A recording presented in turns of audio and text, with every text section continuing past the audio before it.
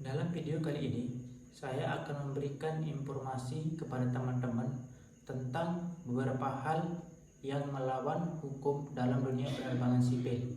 Tentu saja kita sebagai aviation security atau AFSEC dari maskapai itu harus melakukan pengamanan terhadap pesawat udara itu sendiri. Karena tugas utama kita sebagai AFSEC airline itu adalah melindungi pesawat udara dan semua staf ataupun kru dari maskapai tersebut. Sebelum kita memulai video ini, buat teman-teman yang belum subscribe Ambara 99 Channel, jangan lupa untuk subscribe dulu Ambara 99 Channel agar Ambara 99 Channel lebih bersemangat lagi untuk memberikan informasi menarik lainnya. Dan buat teman-teman yang sudah subscribe Ambara 99 Channel, saya ucapkan terima kasih banyak buat teman-teman yang sudah subscribe. Semoga kita semua diberikan umur panjang, sehat selalu, dipermudahkan segala urusannya, serta diperlancar rezekinya.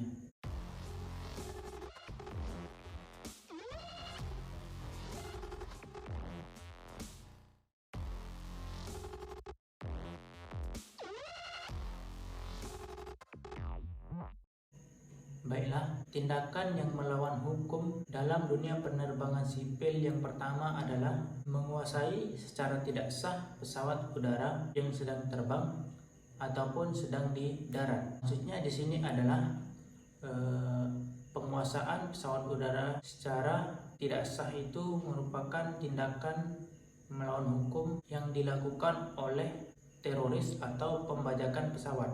Jadi di sini ketika seseorang melakukan pembajakan ataupun melakukan pengambilan alih secara paksa, itu merupakan tindakan yang melawan hukum. Tentu saja tugas kita sebagai aviation security atau AFSEC dari maskapai adalah mencegah terjadinya hal tersebut dengan cara kita sebagai AFSEC maskapai itu harus melakukan pengawasan secara ketat di area pesawat. Tugas kita sebagai AFSEC di sana adalah memantau semua pergerakan ataupun aktivitas yang ada di area pesawat tersebut supaya tidak ada orang yang tidak dikenal maupun barang-barang asing yang masuk ke dalam pesawat udara tersebut. Jadi itulah tugas kita sebagai aviation security atau AFSEC dari maskapai itu berada di area pesawat tersebut.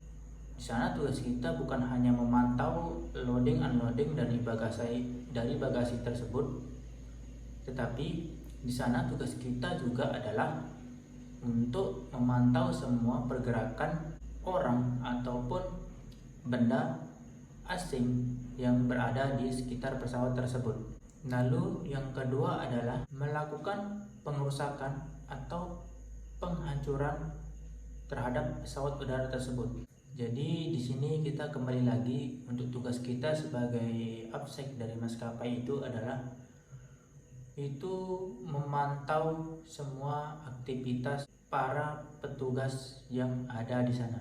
Jadi di pesawat udara itu sendiri di sana sangat rentan sekali terjadinya pengerusakan terhadap pesawat udara tersebut. Jadi walaupun di sana staf kita atau petugas dari pihak kita yang sedang bekerja pun kita harus memantau mereka supaya tidak terjadi pengerusakan terhadap pesawat udara tersebut, karena itu sangat berbahaya terhadap operasional dari pesawat udara itu ketika berada di udara.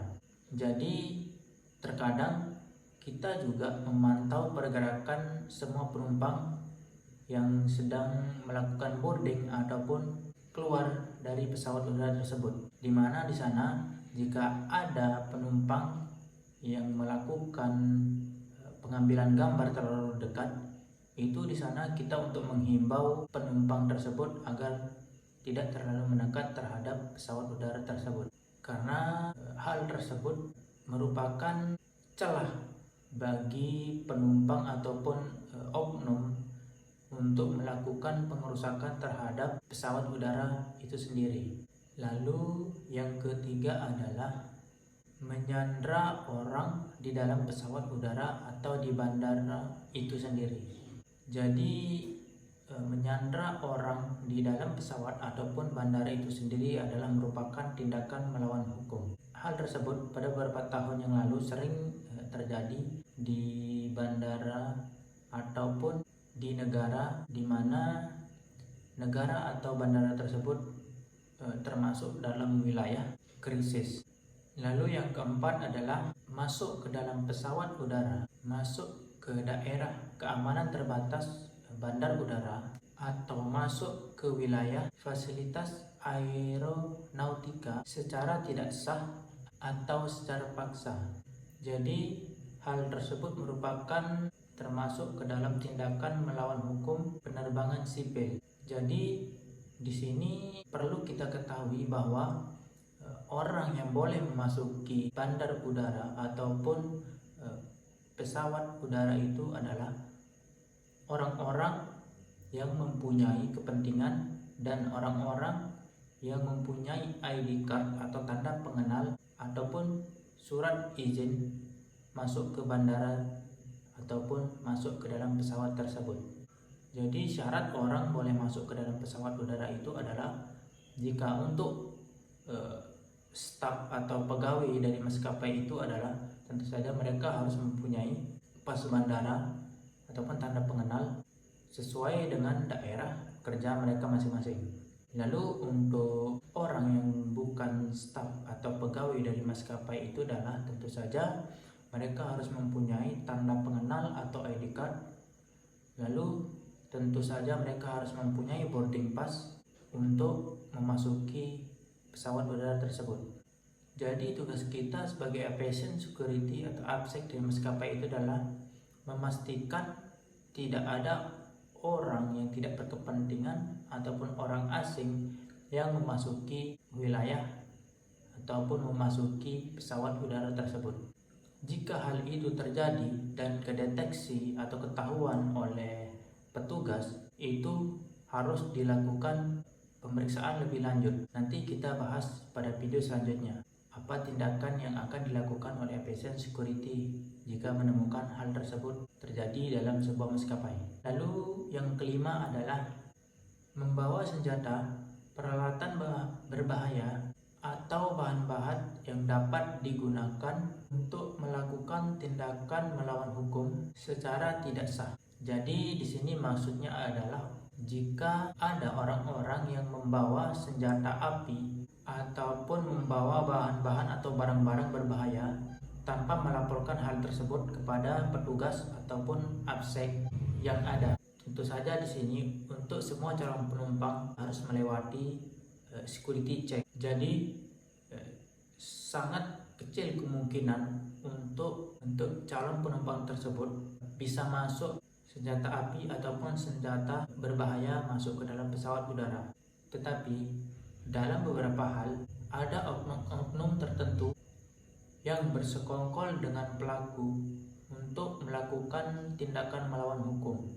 Jadi di sini tugas kita sebagai aviation security atau APSEC adalah harus aware terhadap tugas kita. Kita harus bertanggung jawab terhadap apa yang seharusnya tugas kita, yaitu untuk melindungi ataupun mengamankan bandar udara ataupun pesawat udara itu sendiri supaya tidak terjadi hal-hal yang tidak diinginkan terjadi terhadap pesawat udara maupun bandar udara itu sendiri.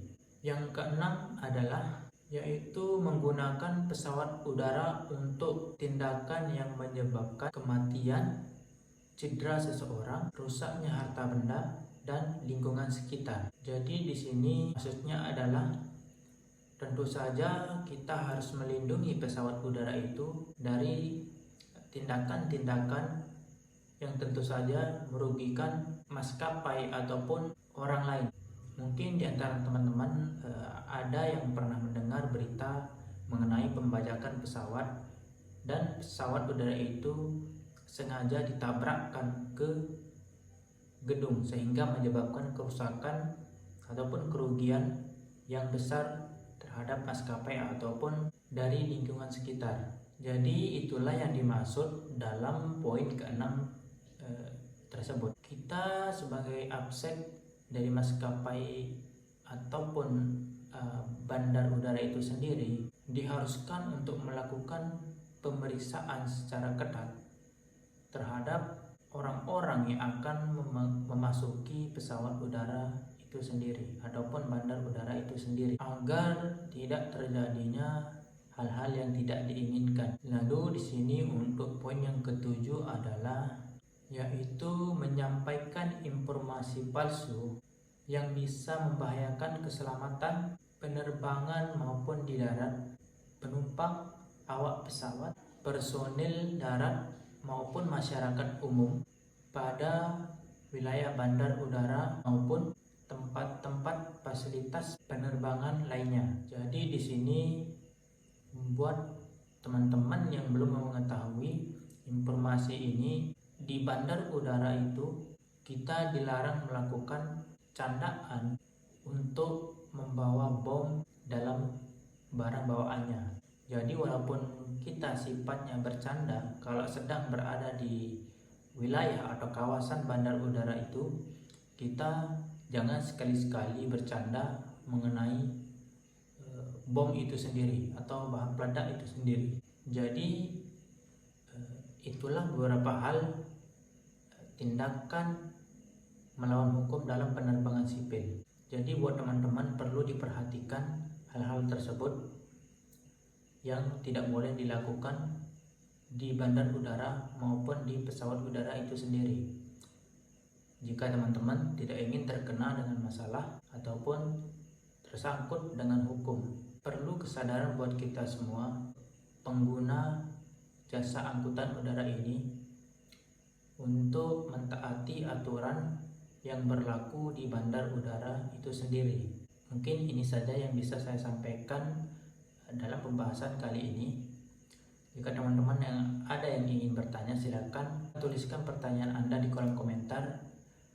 Jangan lupa buat teman-teman yang belum subscribe Ambara 99 channel, subscribe terlebih dahulu biar kita makin semangat memberikan informasi lainnya. Jangan lupa like, comment, share Ambara 99 channel. Dan buat teman-teman yang sudah subscribe Ambara 99 channel, saya ucapkan terima kasih banyak. Semoga kita selalu dilindungi dan dipanjangkan umurnya serta dipermudahkan segala urusannya. Sampai ketemu kembali pada video-video Ambara 99 channel yang lainnya. Terima kasih.